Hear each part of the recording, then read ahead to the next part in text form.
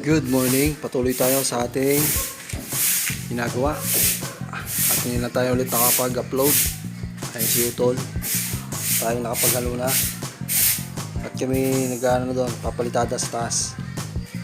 Yung dalawa naman, si Utol doon sa may dulo, hindi pa siya natatapos doon, pero tapos na yung hambang bato. Sa CR na siya sa may bintana. Ayun, patuloy yung dalawa ni Utol, baby style. Ay si kusina ng tikya kasama. Tignan natin doon sa taas. Ando si Madir, nagsisinsil. Ayan si Utol. Ayan. Unti-unti niya sinasako yung panambak. Ito na. Sinabi ko na.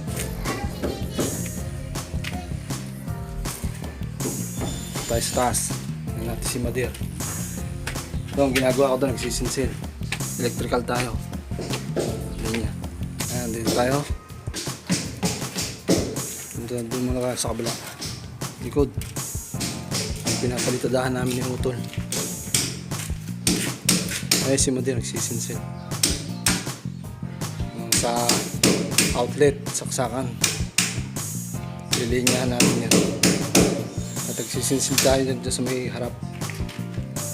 Ito yung pinapalitadahan namin yung Utol. Yan. Dito papalitada na kasi nabusan na naman tayo ng hollow block na D4 tsaka D5. D4 lang iasinta dito. Yan dito sa tabi ng poste nasinta. Ano lang, 5 patong. 5 patong lang yan pag ano, skwala. Tapos sa 5 patong taas plywood na lang gagamitin, half duplex. Ayan yung CR natin. Papatuloy na ito yung pagpalitada. Dito na siya. Dito naman tayo sa kabila. Madir. Ito na yung port unit. Ayan o. 5 patong tayo. 5 patong tapos half duplex na yan. Division lang pataas. Saka dito. Dito pinto natin na yan. Yan. Sisinsil siya ng may outlet. Yan gagawin natin mamaya. Sisinsil tayo. Dyan sa may harap, makapagsinsil na ako. Ito na yung mga nasinsil niya. Ito dito, sisinsilin na natin pababa. Dito tayo maglilinya sa baba. Sa may gilid lang. Sa may gilid dadaan. Yan, dito. Tapos dito yung pinaka main. Dito yata sa taas na to. Main board. Lagay dyan. Dito. Tignan natin sa harap. Yung sininsil natin sa harap. Ayan, dito tayo. Ito, nabuhusan namin yung poste. Yung Utol. Noong Miyerkules. Pinuhusan na namin yun. Ayan yung kinalabasan ng poste. Litaw siya dito. Malaki litaw niya dito. Doon sa may likod, flat yun. Kasi gawa ng poste na yun. Hindi siya naggitna. Ito na yung mga sininsil natin sa outlet. Ito kahapon sininsil ko yan dito, isa dito, tapos isa dito. Dadaan niya pa ganyan pababa yung gilid yung linya natin, tapos maskwala doon, tapos dito isa, tapos dito yung main board. Yan, dito lalagay. Tapos yung sa switch dito naman, ito yung sa switch yun. Sisinsil tayo dyan, tsaka dito sa may kabila.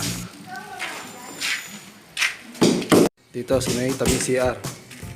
Switch dito sa CR. Dito, ilaw dito, tsaka dito. Pagsasamahin na yan dito sa isang switch. Bali, ano to, tugang. Mangyayari dito, tugang. Lalagay. Dito kasi yung dirty kitchen. Mamaya pagpapatuloy natin yun, igawa din. Kasi kusina ni Tikya naman nagsisinsil. Alinin yan silang dalawa ni Madir. Please like, share, and subscribe para meron na kaming pambayad sa manggagawa. Ayan. Sisinsil nyo naman ang pababa. Pag napagod na yan, ako na magsisinsil lahat yun. Tsaka Ayon sa switch natin. Ito switch dito. Ito switch natin yan. Tabing pinto. Taas. Sisinsil tayo. Yan ang kesame. Ilalim ng biga. Kesame. Diyan lang yun. Tapos dito sa kabila ito lababo. Dito tayo magsisinsil ng isang switch pa. Yari. Cross na yun. Pataas din. At magsisinsil na tayo dito. Ito yung hindi ko natapos kahapon. Pataas. Pataas tayo doon. Ngayon natin doon sa may anong yan. Ito. Dito. Diyan tayo magsisinsil. Para pasok sa kesame. Tapos yun dito. Tapos na to. Doon. Ito lang ang sisilsilin ko din eh. Isa may panel board. Kakabitan. Dito pataas. Dito kakabit yung panel board. Yan. Tapusin muna natin dito sa kabila. Ito, tapusin muna natin to. Bago tayo lilipat doon. Ayan na. Tapos na tayo. Tapos na din.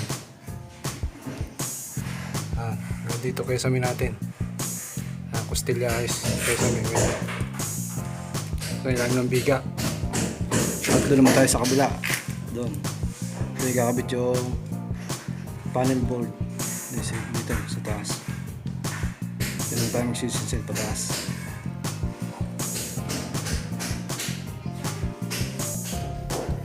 Ayan na, natiktikan na natin. Unti-unti. Dito na tayo. Tapos pag ganun din eh. Dito lang natin lalagay yung panel board. May panel board dyan. Lalagay. Yun naman natin ginagawa nila utol dyan papuntada. Dito sa may pangatlong unit. Ito yung unit. Ayan. Ano yung palutadahan. Dito sa taas. Tapos dito sa baba. Ayan, lagyan natin na natin. Para tungtungan. Ayan, tungtungan. Tapusin nyo din yan sa taas. Ito maabot pa to hanggang dito. Basta maabot niya. Ayan sa kusina na tikyapin. Papatuloy nyo yung pagsisinsil doon. Outlet. Ayan. Dito na sinsin nyo na. Tapos na.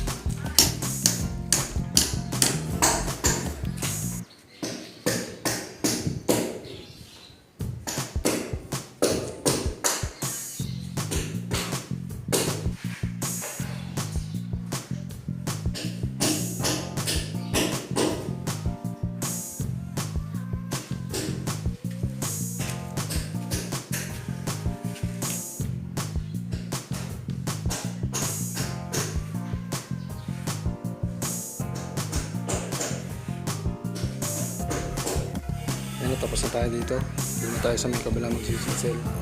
Hindi pa natin makakabitan ng ano yan. Meron na tayong mga utility box. Pero wala pa tayo yung flexible. Hindi pa nakakabili si Madir. Bukas pa tayo bibili ng flexible para makabitan natin yung utility box. Dito na tayo sa may kabila. Dito naman tayo sa port unit. Magsisinsil. Yan dito. Switch sa CR. Tapos dito sa main. Yan na lang sisinsilin natin. Tapos dito sa may kwarto, hindi pa yan.